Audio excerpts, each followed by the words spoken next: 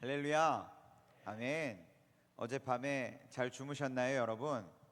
네, 우리 어제까지 우리 이룸 청년부의 여름 수련회가 은혜 가운데 진행되었습니다. 모든 은혜를 하나님께서 예비하셔서 예비하신 대로 우리 가운데 넘치도록 부어주신 줄 믿습니다. 우리 시간 그 하나님께 감사와 영광의 박수 올려드리겠습니다.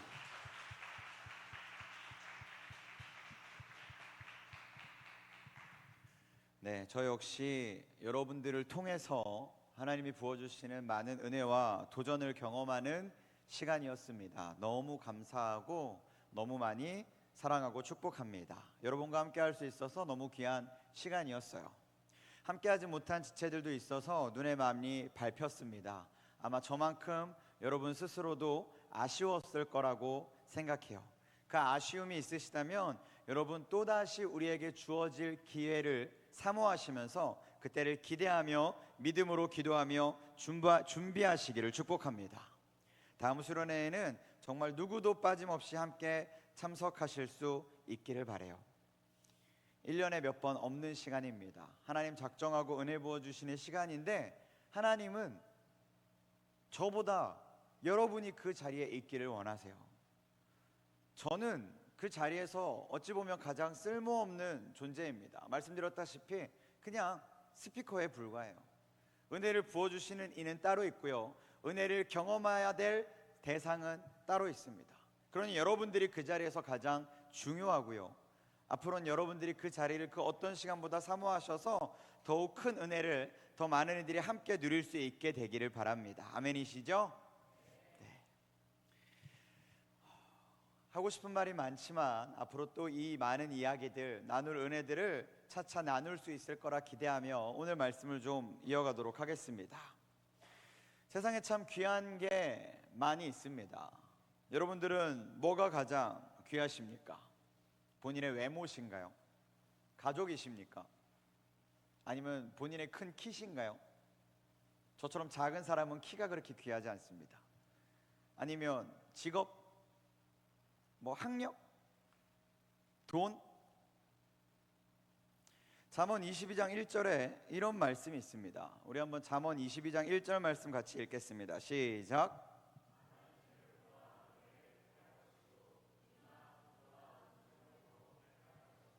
아멘.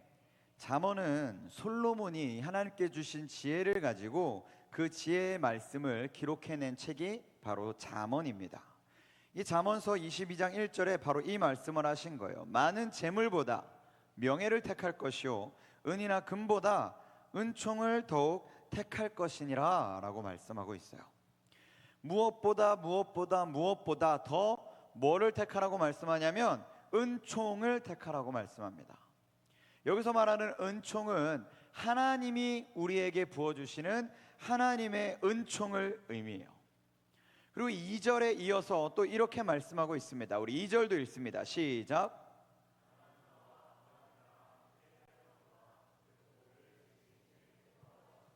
아멘. 그 무엇보다 하나님이 주시는 은총을 선택하라 라고 말씀하시면서 그 뒤에 바로 이어서 뭐라고 말씀하시냐면 가난한 자와 부한 자가 함께 살거니와 그 모두를 지으신 이는 여호와시니라 라고 말씀하신다라는 거예요. 무슨 말이냐면 맥락상으로 이해를 하자면 우리는 돈도 중요하게 생각하고 많은 것들을 중요하게 생각하지만 그보다 더 우리가 구해야 될 것이 따로 있다. 하나님의 은총이다. 그리고 그 하나님의 은총을 경험하기 때문에 우리는 결국 그 어떤 것에도 좌지우지되지 않는 하나님이 지음받은 하나님의 백성이다 라는 말씀을 하고 계신 거예요. 여러분, 사람들은요 무엇보다 돈을 택합니다. 재물이 중요해요. 사실 우리도 마찬가지죠. 재물이 중요하지 않습니까? 여러분, 만약에 저 오늘 예배를 마치고 저 문을 열고 나가서 우리 가까이 있는 교육관으로 이제 셀 모임하러 가는데 제일 먼저 누가 가는지 모르겠지만 제일 먼저 문을 딱 열고 계단을 내려갔더니 갑자기 바람에 5만 원짜리 하나가 휘리릭 하면서 넘어왔어요. 바닥에 있습니다. 1번, 그걸 지그시 밟고 아무도 안 보는 걸 확인한 후에 죽는다. 2번, 누군가 날 볼 수도 있기 때문에 자존심 구겨질까봐 밟지 않고 지나간다. 뭘 선택하겠습니까? 1번이세요? 2번이세요? 고맙습니다. 조용히 대답해줘서 1번도 있고 2번도 있네요. 돈 중요합니다. 당장 눈앞에 보이는 것이기 때문에 중요해요. 그리고 지금 당장 정말 나에게 급전이 필요하다면 그 5만 원짜리 중요했을 거예요. 근데 만약에 사회적으로 어느 정도 위치에 지위에 있는 사람들, 명예로운 무언가를 취하고 있는 사람들 경우에는 당연히 1번을 취하지 않습니다. 2번을 선택할 거예요. 왜냐하면 이미 나는 재물을 얻었기 때문에, 부를 쌓았기 때문에 그 다음에는 그 부함보다 더 중요한 명예가 그에게는 소중하기 때문입니다. 우리 삶에는 돈도 중요하게 여겨지고 명예도 귀하게 여겨지고 권세도 중요하게 여겨져요. 이 많은 것들이 다 사실 우리 모두에게 중요합니다. 근데 잠언은 뭐라고 말씀해요? 그것들이 다 중요하지만 그보다 하나님의 은총이 더 중요하다. 그러니 그 은총을 구하라 라고 말씀하는 거예요. 성경을 보면 이 하나님의 은총을 선택한 사람이 있습니다. 많은 것들이 눈앞에 주어져 있지만 그것보다 하나님의 은총을 선택한 사람이 있어요. 그리고 그 은총을 선택해서 은총을 경험한 사람이 있습니다. 그게 누구냐면 우리가 여름 수련회 가운데 자주 이름을 거론했던 다니엘이에요. 오늘 우리가 읽은 본문을 보면 이 다니엘을 향해서 큰 은총을 받은 사람이라고 부르고 있습니다. 우리 본문 11절 말씀을 다시 한번 읽어보겠습니다. 11절과 19절을 연이어서 읽겠습니다. 시작. 내게 이르되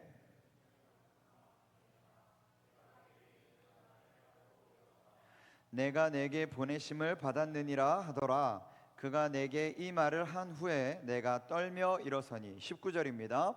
이르되 큰 은총을 받은 사람이여 두려워하지 말라. 평안하라. 강건하라. 강건하라. 그가 이같이 내게 말하매 내가 곧 힘이 나서 이르되 내 주께서 나를 강건하게 하셨사오니 말씀하옵소서. 아멘. 지금 이 성경 말씀에서 다니엘을 향해서 뭐라고 표현하냐면 큰 은총을 받은 사람이라고 이야기합니다. 큰 은총을 받은 사람 다니엘이라고 말씀하고 있어요. 여러분, 이 점은 굉장히 특별한 점입니다. 왜냐하면 구약, 신약, 성경 전체 66권을 통틀어서 큰 은총을 받은 사람이라고 일컬어지는 사람은 다니엘밖에 없어요. 성경 전체에 많은 은혜를 경험하고 많은 복을 경험한 사람들이 많이 있지만 큰 은총을 받은 사람이라고 일컬어지는 사람은 다니엘밖에 없습니다. 그럼 우린 이제 궁금해지죠. 다니엘은 어떤 은총을 받았기에 성경에서 유일하게 그만 큰 은총을 받았다라고 표현하는가? 우리가 수련회 때 여러 이야기를 나누어서 다 알고 있겠지만 다니엘은 3가지 큰 은총을 받았다고 할 수 있습니다. 첫 번째는 다니엘은 보호하심의 은총을 받았어요. 다니엘과 세 친구가 바벨론의 포로로 끌려갔습니다. 포로로 끌려가서 왕궁에서 특별 대우를 받으며 교육을 받았죠. 그리고 그때 그들에게 왔던 시험이 뭐였습니까? 이방 신에게 제사를 통해 드려진 왕의 식탁에 있는 고기를 먹게 하는 거였어요. 그래서 그것을 먹지 않고 왕의 식탁에 드려진 음식이 아닌 일반적인 것을 먹음으로 그들이 하나님 앞에 그 바벨론 가운데서 시험을 당하게 되었습니다. 그리고 우리가 알다시피 결과가 어때요? 그들이 왕의 식탁에서 나는 진귀한 진미를 취하지 않았음에도 불구하고 열흘이 지나고 보니까 그 음식을 취한 이들보다 훨씬 더 이들이 강건하였고 보기가 좋았고 아름다웠더라 라고 말씀하고 있습니다. 이게 뭐냐면 다니엘에게 하나님께서 보호하심의 은총을 베풀어 주셨다라는 거예요. 이뿐만 아니라 다니엘을 죽이려고 음모를 꾸민 많은 사람들 때문에 다니엘이 결국 사자굴에 던져지지만 어떻습니까? 하나님께서 그 사자들의 입을 봉해 주시죠. 보호해 주신 겁니다. 죽음의 위기에 여러 차례 처해져 있었지만 하나님께서 그때마다 그 다니엘을 보호하시는 보호하심의 은총을 허락해 주신 거예요. 그게 첫 번째입니다. 두 번째는 뭐가 있었을까요? 두 번째는 지혜의 은총이었어요. 특별한 지혜의 은총이었습니다. 다니엘서를 여러분 쭉 읽어보시면 다니엘에게만 일어난 놀라운 일들이 있었습니다. 느부갓네살 왕의 꿈을 해석했다는 이야기 수련회 때 나눴었고요. 또 5장에 보면 벨사살 왕의 잔치가 벌어질 때 하나님의 손이 나타나서 벽에 글씨를 쓰는데 다니엘이 이 글 해석하는 지혜가 있었습니다. 또 이후에 보면 내 짐승에 대한 환상과 꿈을 꾸기도 하고요, 숫양과 숫염소에 대한 이상을 보기도 하고, 마지막 10장부터 12장까지는 대환란과 구원에 대한 환상을 다니엘이 보게 돼요. 이러한 환상들은 누구에게만 주어졌냐면 오직 다니엘에게만 주어졌습니다. 그리고 이 다니엘에게만 주어진 환상들을 다니엘은 하나님이 주시는 지혜의 은총을 통해 깨달을 수 있었어요. 뿐만 아니라 다니엘에게는 그 시대를 분별하는 놀라운 지혜가 있었습니다. 그래서 다니엘이 그 시대 가운데 유대인이지만 포로로 잡혀왔지만 많은 이들에게 지혜자로 칭송을 받을 수 있었던 거예요. 하나님이 주신 은총이 아니면 누릴 수 없는 영광이었습니다. 그리고 마지막 세 번째 그가 누린 은총은요, 높여주시는 은총이었죠. 우리가 잘 알다시피 그가 분명 포로였으나 그의 결국은 어떻습니까? 바벨론의 총리가 되어집니다. 작은 유대 나라에서 끌려온 포로에 불과했던 이 소년이 결국에는 대제국의 총리가 될 수 있었어요. 이 또한 하나님의 은총입니다. 하나님이 부어주신 은혜의 선물이에요. 우리 중 누구도 다니엘에게 부어졌던, 다니엘이 누렸던 이 모든 것을 하나님이 베풀어 주신 은총이라는 것을 부정하지 않습니다. 우린 다 그것을 인정하고 확신하고 신뢰해요. 부정하지 않습니다. 부정하지 않기 때문에 그래서 우리는 궁금해해요. 늘. 왜 다니엘만 그 특별한 은총을 경험하는가? 왜 다니엘에게만 하나님 그런 은총을, 은혜와 선물을 허락해 주셨는가? 왜 나는, 왜 여직 우리는?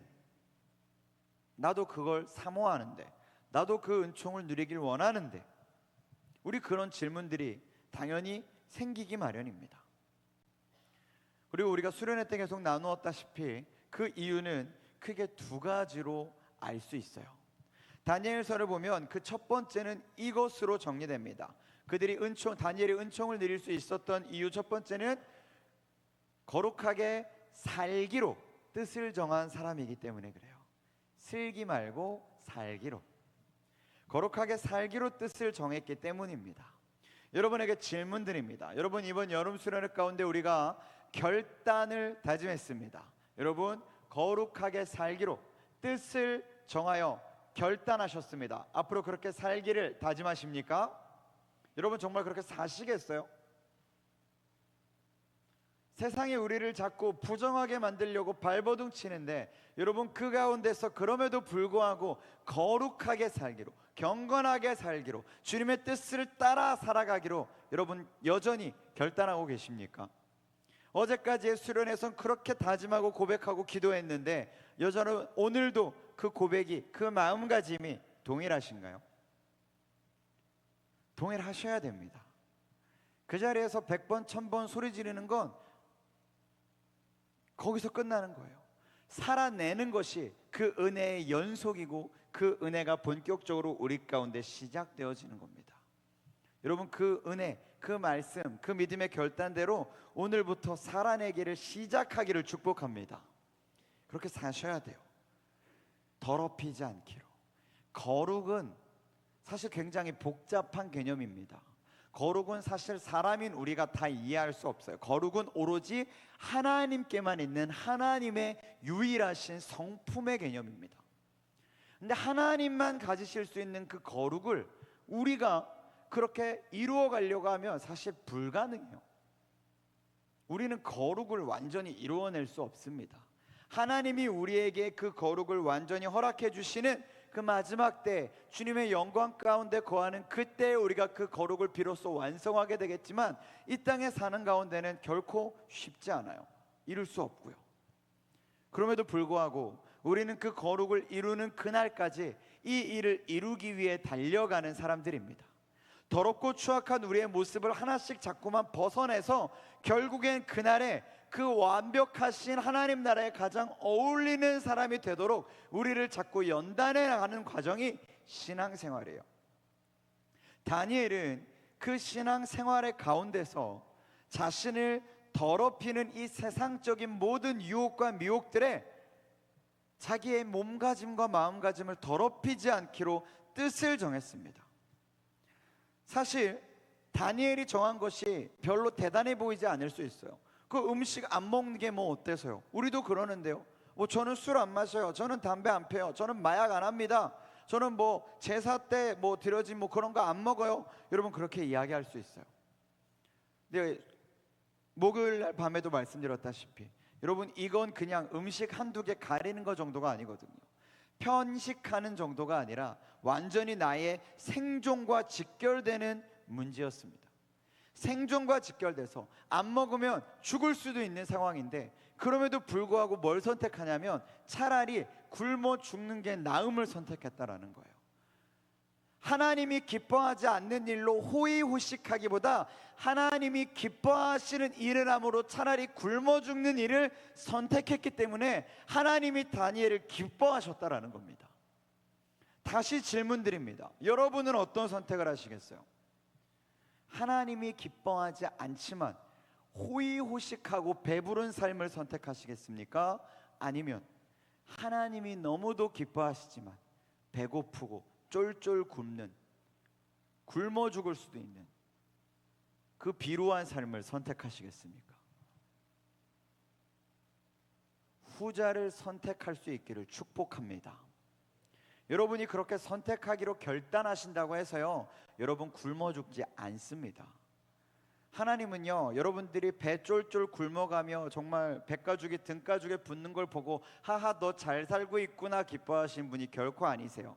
여러분이 잘 아는 말씀처럼 하나님은 늘 우리를 푸른 초장과 쉴만한 물가로 인도하셔서 먹이시고 입히시고 보호하시는 하나님이십니다. 믿으십니까? 그런 하나님이시기 때문에 여러분이 그런 결단을 한다고 해서 정말 굶어 죽게 내버려 두지 않으세요. 저는 직업이 목사입니다. 많은 분들이 저의 직업을 목사라고 말씀드리면 너무 아름다운 직업을 가지고 계시네요 라고 칭찬해 주지 않습니다. 일단 불쌍함을 눈에 장착하시고 아련하게 바라보세요. 아 그러시군요. 그리고 마지못해 말씀하시죠. 참 귀한 일을 하시네요. 물론 목사라는 직업은 부유해지거나 돈 잘 버는 일과는 꽤나 거리가 멉니다. 근데 여러분 아시잖아요. 저 안 굶어 죽었습니다. 제가 목사로 산다고 해서 저 막 찢어지게 가난해가지고 막 아침 점심 저녁 못 먹고 살고 절대 그러지 않습니다. 그건 정말 많은 목사님들이 이미 증명해 주고 계세요. 우리 서울제일교회만 봐도 알잖아요. 우리 담임 목사님을 제외한 저를 포함한 모든 부목사님들은 살이 찌고 계시죠. 이유가 뭘까요? 굶어 죽지 않습니다. 그렇게 극단적인 보기로 여러분에게 말씀드렸을 뿐이지 굶어 죽지 않아요. 하나님은 그런 분이십니다. 우리가 하나님께 우리의 마음가짐을 어떻게 보여드리는지를 하나님은 관심 갖고 계시지 그래 너 그 선택했어 내가 널 굶어 죽일게 하시는 분이 절대 아니세요. 먹여 살리십니다. 입히십니다. 보호하십니다. 책임지십니다. 그분이 바로 하나님이세요. 아멘이십니까? 그래서 다니엘은 선택한 거예요. 이것 선택하지 않아도 지금 당장 내 눈앞에 보이는 이게 아니면 나를 굶어 죽게 만들 것 같은 이 시험이 환난이 닥쳐온다 할지라도 이것은 결코 나를 굶어 죽게 할 수 없다라는 하나님이 나를 책임지신다라는 믿음이 있으니까 거룩하게 살기를 결정할 수 있었던 겁니다. 그리고 그렇게 결정했더니 결국 하나님이 그를 먹이시고 입히시고 책임지셨죠. 여러분 다니엘의 이 모습을 꼭 기억하셔야 돼요. 사람이 뭘 먹는지가 사실은 그 사람의 많은 걸 결정한다고 해도 과언이 아닙니다. 무엇을 취하고 있는지가 그 사람의 많은 걸 결정해요. 뭐 극단적인 예를 들자면 술을 좋아하는 분들은 항상 술의 지배를 받습니다. 술이 자기를 불러요. 술자리가 자꾸 자기를 미혹하고요. 술 얘기만 들어도 기분이 좋아지고 입맛이 돈다고 하더라고요. 술의 지배를 받는 거죠. 무엇을 먹느냐 하는 것으로 우리의 많은 것이 바뀌어집니다. 그런데 다니엘은요, 그 무엇을 먹는 것에서부터 이미 철저하게 하나님의 뜻을 따르기로 결정했어요. 고작 먹는 것 하나인 것 같지만 다르게 표현하면 그 작은 것 하나부터 시작해서 그는 전혀 다른 삶을 살기로 결단한 겁니다. 그렇게 철저하게 하나님의 뜻에 맞추기를 선택한 거예요. 그러니까 그의 삶에 하나님께서 큰 은총을 베푸신 겁니다. 여러분, 다니엘과 같이 그런 큰 은총을 경험키를 원하신다면 작고 사소한 것에서부터 하나님의 뜻을 따르기를 선택하기를 축복합니다. 대단한 결정을 하라고 하지 않아요. 갑자기 여러분 선교사가 되십시오, 목회자가 되십시오, 어디 가서 교회를 개척하십시오, 그러지 않습니다. 여러분에게 맡겨진 삶에 최선을 다하세요. 그러나 작은 것부터 꼭 실천하십시오. 내 뜻이 아니라 하나님의 뜻에 따라 살기를 선택하는 거예요. 먹든지 마시든지 무엇을 하든지 하나님의 영광을 위하여 하라라는 말씀은 바로 그 사소한 것에서부터 하나님을 바라볼 줄 아는 믿음이 있기를 권면하는 말씀입니다. 여러분, 사소한 것에서부터 정말 뭘 입을까, 뭘 먹을까, 뭘 마실까까지도 하나님을 생각하며 선택할 수 있기를 축복합니다. 여러분, 그렇다고 해서 뭐 사이다 먹을까 콜라 먹을까 그 가운데 하나님의 뜻이 어디에 있고 무엇이 하나님의 영광일까 너무 오래 고민하지 않으셔도 됩니다. 하나님은 하나님의 생각을 하기를 원하세요. 여러분, 연애를 다 해보셨잖아요, 그죠? 연애 보통 드라마도 있고 넷플릭스도 있고 뭐가 많지 않습니까? 연애를 하면 뭐가 중요하냐면 맛있는 걸 먹으러 갔어. 그러면 나 밥 먹는 중 하는 거 말고 여기 되게 맛있더라, 다음에 너랑 꼭 와보고 싶어라는 그 한마디를 듣고 싶어 하는 게 연애거든요. 맞습니까, 이가희 사모님? 제가 잘 못 그랬어요. 제가 그런 사람이 아니어서. 저도 드라마로 그 부분만 배웠습니다. 이게 무슨 말이에요? 사실 먹을 수 있어요. 뭐 남자친구 여자친구가 돈이 없습니까? 나도 친구 있고 나도 차 있고 나도 시간 있어, 가면 되지 할 수 있지만 그거 사소하지만 그 한 가지를 누리면서도 나를 생각해주는 그 마음이 귀한 거거든요. 하나님도 마찬가지입니다. 사이다 먹으면 뭐고 콜라 먹으면 뭐고 그런 거 아니에요.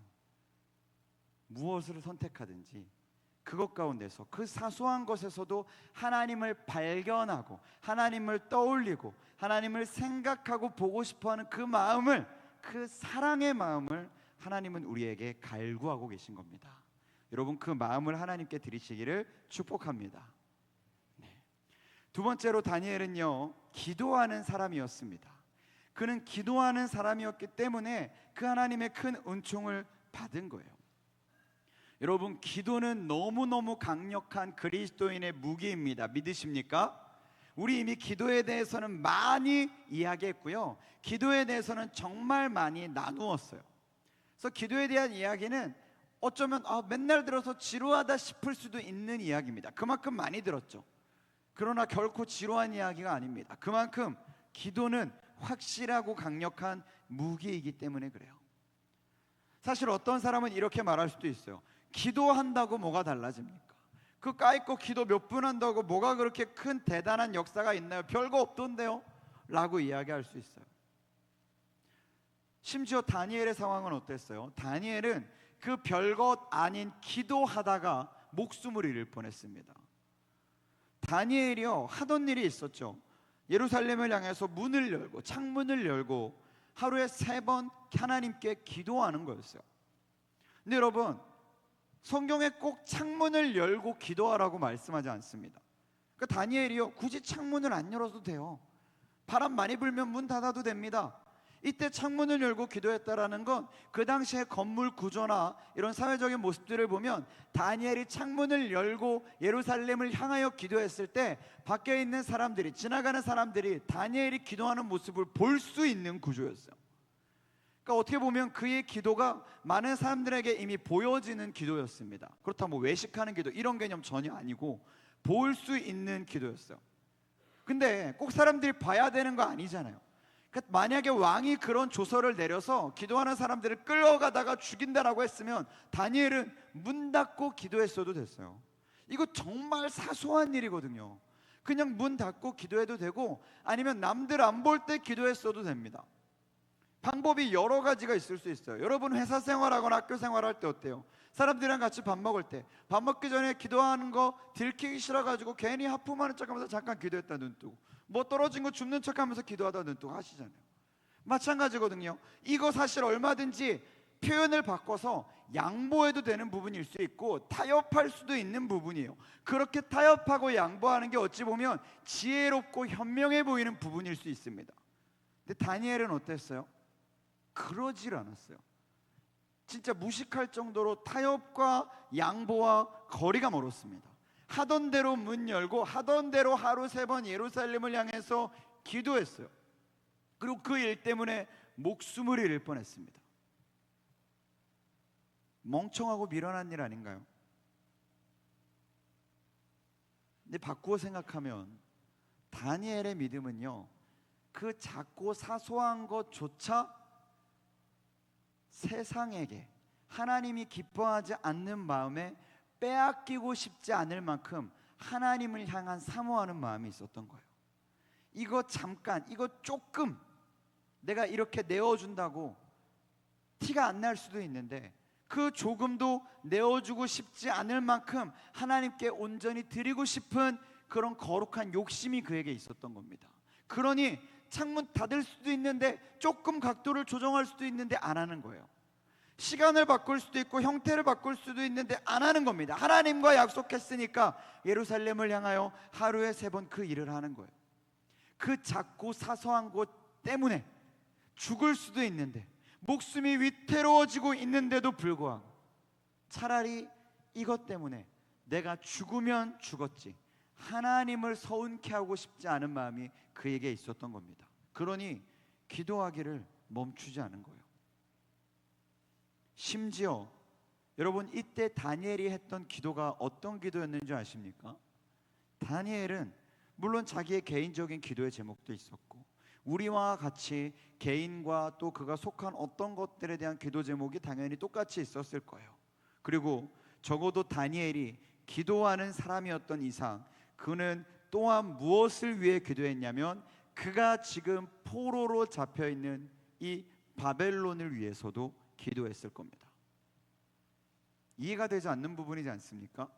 유대인들, 지금 이스라엘은 바벨론의 포로로 온 민족이 끌려와서 고통을 당하고 있는 상황입니다. 바벨론은 이스라엘을 압제하는 가운데 있어요. 압제자죠. 폭군입니다. 물러나야 돼요. 쫓아내야 돼요.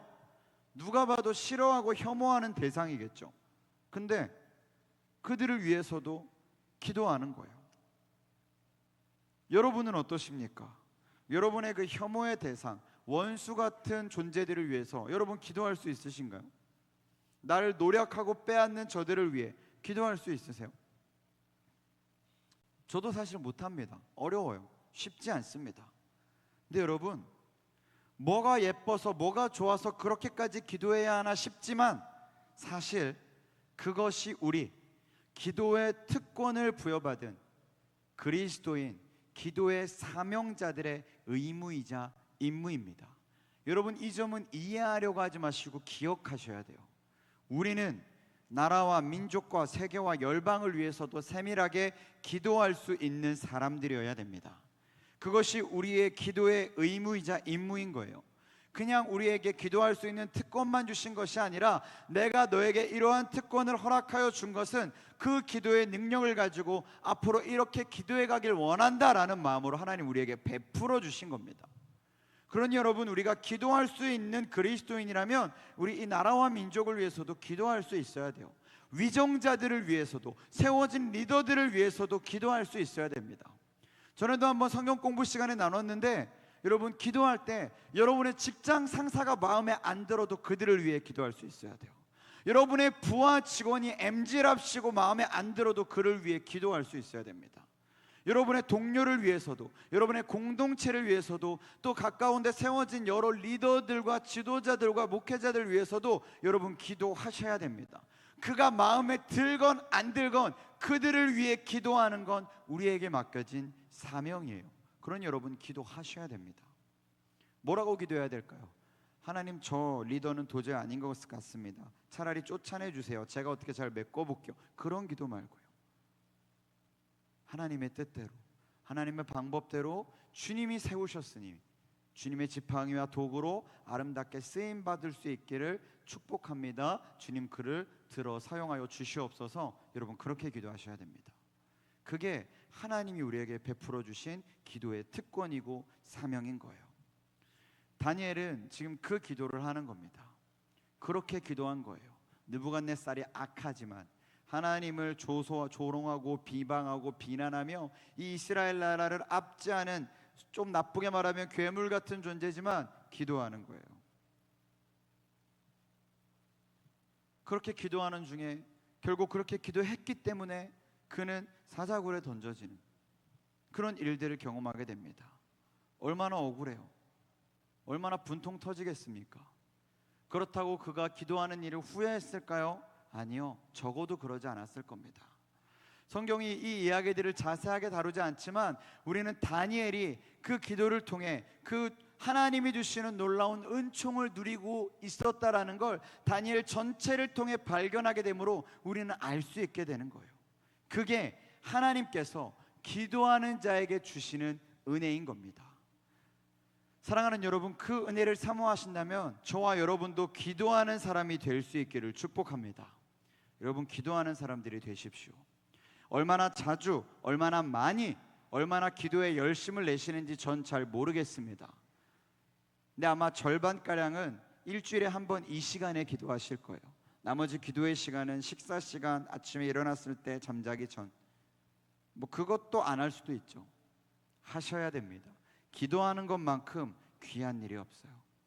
여러분, 최선을 다해 기도하십시오. 이번 여름 수련회 때 더 많이 기도하고 싶었는데 더 많이 기도할 수 없는 부분이 개인적으로 참 많이 아쉬웠습니다. 근데 또 굉장히 아름다운 모습을 봤죠.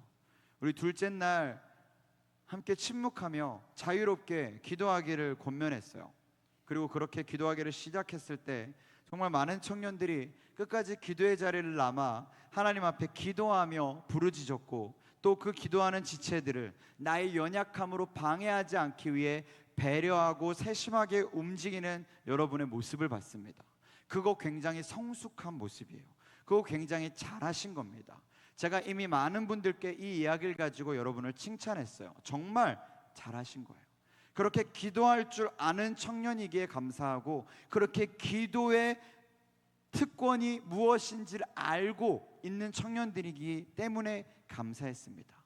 여러분, 앞으로도 그렇게 기도할 수 있는 청년들이 되기를 바라요. 우리 교회에 기도할 수 있는 시간 많습니다. 새벽 기도회, 수요 예배, 금요 찬양 예배 시간에요, 우리가 예배가 끝나고 함께 주여 기도하면요, 정말 1시간 이상씩 기도할 수 있도록 교회와 모든 것들을 다 열어놓습니다. 뭐라고 기도할지는 여러분에게 달려있어요. 여러분이 기도하고 싶은 만큼 기도하시면 됩니다. 심지어 여러분, 시간이 됐다고 여러분의 기도를 끊거나 방해하지 않아요.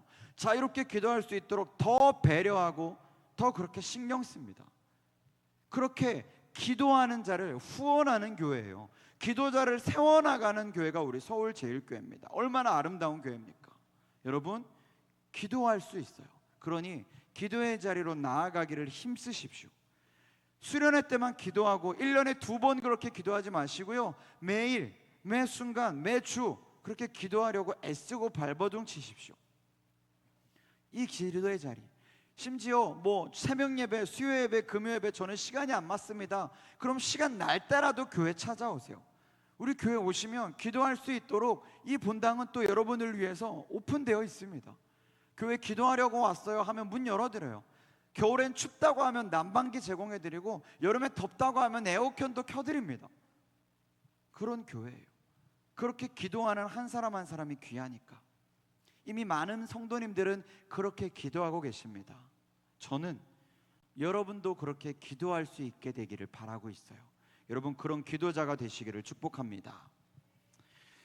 특별히 이번 여름 수련을 통해서 저도 기도하며 결단한 부분이 있습니다. 그게 뭐냐면, 하나님이 저에게 주신 마음에 전적으로 더 순종해야겠다라는 거였어요. 인간적인 마음에서 저도 사람이고 연약한지라 하나님이 주신 말씀들이 있었지만 조금 고민하고 염려하면서 주저하던 부분들이 있었습니다. 근데 저도 여러분들이 도전받고 결단하는 모습들을 보고 하나님, 제가 제일 연약하고 미력했네요. 저도 포기하지 않겠습니다 라고 결단했던 부분이 있어요. 그래서 여러분, 이제 이번 여름 수련회가 어제로 끝이 났으니까 오늘을 기점으로 하반기 우리 청년부 안에서 새롭게 시작하는 세 가지를 말씀드리겠습니다. 첫 번째는 상반기에도 진행했던 제자 양육 성경 공부예요. 수요일반입니다. 똑같은 커리큘럼으로 돌아갈 거예요. 근데 구조는 달리합니다. 무슨 말이냐? 우리 상반기 수요 성경 공부하신 분들 그쪽에 많이 앉아있네요. 너무너무 수고 많으셨어요. 아직 뒤풀이도 못했는데 한번 가죠. 수련회 끝났으니까. 똑같은 커리큘럼으로 수요일 성경 공부했던 제자 양육 코스를 다시 진행합니다. 근데 이번에는 목적이 달라요. 이번에는 받기를 원하는 학생들을 똑같이 받아서 성경 공부를 진행하지만 이 모든 과정을 마친 이후가 달라집니다. 뭐가 다르냐? 이번에는 이 과정을 수료한 학생들이 다음 학기에 제자 양육자로 세워지게 될 거예요. 저를 통해서 공급받는 것은 한 학기고요. 두 번째 학기부터는 매주 저와 만나서 이 과정들을 다시 한번 반복하고 세밀한 지도를 받게 되겠지만 여러분들이 또 다른 지도자로 세워지는 겁니다. 이해를 돕기 위해서 나쁜 표현을 쓰자면 다단계인 거예요. 지금까지는 저랑 했지만 제가 한 다리 건너면 이제 그 다음 다리들이 하는 거죠. 이해가 되셨죠? 그런 개념이에요. 왜 그렇게 해야 될까요? 하나님이 가장 원하시는 교회의 모습이거든요. 하나님이 가장 바라시는 교회의 모습이거든요. 여러분들을 하나님께서 또한 예수 그리스도의 제자로 리더로 세워내셔서 또 그리스도의 제자를 세워나가기를 원하고 계세요. 그건 뭐 신학교를 졸업해야지, 대단한 훈련을 받아야지 할 수 있는 게 아닙니다. 저랑 이미 한 학기 성경 공부를 많은 친구들이 해보셨잖아요. 아시잖아요. 저는 대단한 스피커도 아니고 저는 대단한 지식이나 학문을 가진 사람이 전혀 아닙니다. 저는 잘 몰라요. 여러분보다 오히려 미련한 사람입니다. 근데 그 가운데 여러분들이 만일 은혜를 경험했고 도전을 받았던 부분들이 있다면 그건 제가 잘 가르친 게 아니라 하나님이 여러분에게 그 은혜를 부어주셨기 때문에 경험한 거예요. 아멘이십니까? 그게 하나님이 우리를 쓰시는 방법입니다. 마찬가지예요. 세워진 친구들이 또 다음 예수 그리스도의 제자를 세워내게 될 겁니다. 그런 여러분도 기대하시는 거예요. 내가 세우는 게 아니라 나를 통해 세워가시는 또 다른 하나님의 세대를 꿈꾸며 소망하시며 여러분 이 시간에 참여하십시오. 첫 번째입니다. 두 번째는요, 우리 서울제일교회 안에 또 우리 이름 청년부 안에 사실 기도의 이 능력과 가치를 너무 많이 잘 아는 청년들이 많음을 저는 보았습니다. 그래서 두 번째는 중보기도 팀을 빌딩하기를 원해요. 근데 이 중보기도 팀을 그냥 여러분 기도합시다 모아놓고 하는 게 아니라 기도의 과정을 좀 같이 배우고 나누고 훈련하는 시간을 가질 겁니다. 그래서 딱히 뭐 멋있는 이름을 못 짓겠어서 그냥 중보기도 학교라고 정했어요.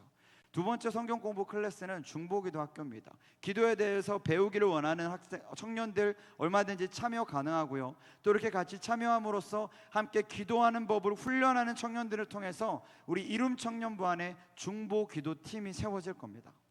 여러분, 중보기도 팀은요 결코 드러나는 팀이 아닙니다. 그러나 영적으로 가장 강력한 팀이었음을 저는 늘 보아왔어요. 여러분, 그 기도의 용사들로 여러분이 세워질 수 있기를 축복합니다.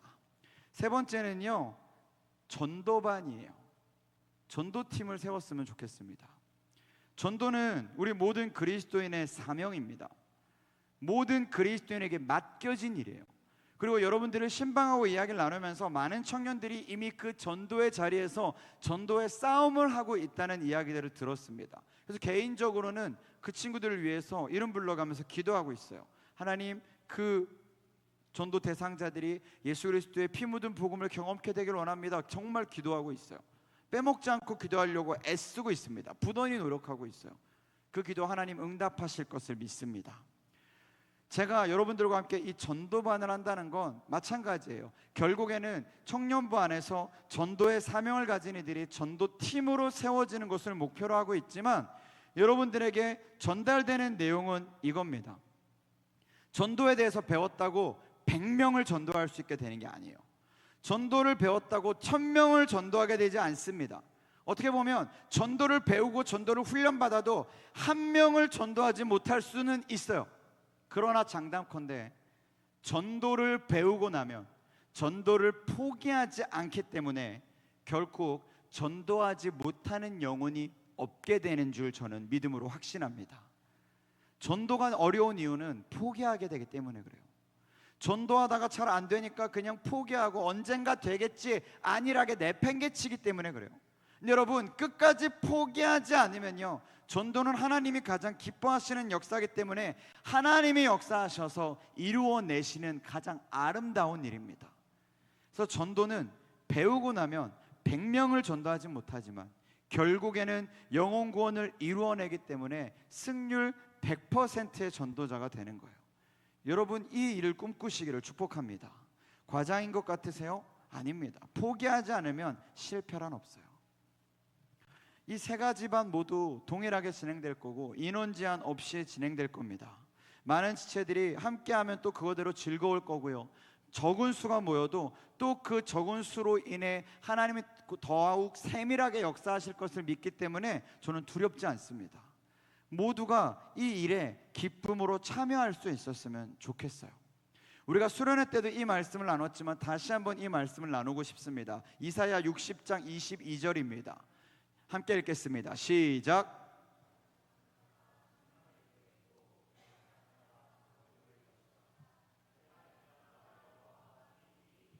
아멘.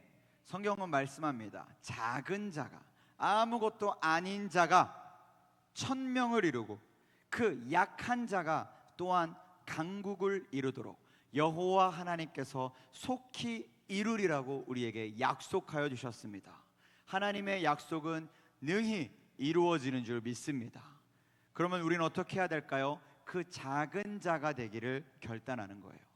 하나님, 저는 아무것도 아닌데요, 할 수 있는 것도 없는데요, 뭐 신앙의 연수도 짧고 뭐 배운 것도 없고 훈련받은 것도 없고 저 사실 아무것도 아닌데요, 하나님 그렇게 말씀하셨으니 그 약속의 말씀에 그냥 발 담그는 것부터만 시작하겠습니다. 작은 자로 남기를 원합니다. 그러니 주님, 저는 작은 자로 남지만 주님은 저를 1000명을 이루는 자로, 강국을 이루는 자로 사용하여 주시옵소서. 여러분, 그게 믿음의 결단인 거예요. 사랑하는 여러분, 그 믿음의 결단이 저와 여러분 안에 불같이 일어나기를 축복합니다. 한 명의 양육자가 세워지더라도, 한 명의 중보기도자가 세워지더라도, 한 명의 전도자가 세워지더라도 우리가 볼 때는 별 볼 일 없는 한 명일지 모르나 하나님이 바라보실 때는 1000명이요 강국입니다. 저는 그 약속의 말씀을 의심치 않습니다. 하나님께서 그 역사를 이루실 거를 믿어요. 사랑하는 여러분, 여러분도 그 믿음으로 하나님의 역사를 꿈꾸고 기대하시고 바라보시면서 앞으로 주님께서 우리 이룸 청년들 안에 이루어질 일들을, 거룩한 사명을 믿음으로 동참하여 주님의 나라를 확장시켜 나가는 이 시대의 다니엘과 같은 믿음의 청년들이 다 될 수 있기를 이 시간 주님의 이름으로 간절히 축원합니다. 아멘.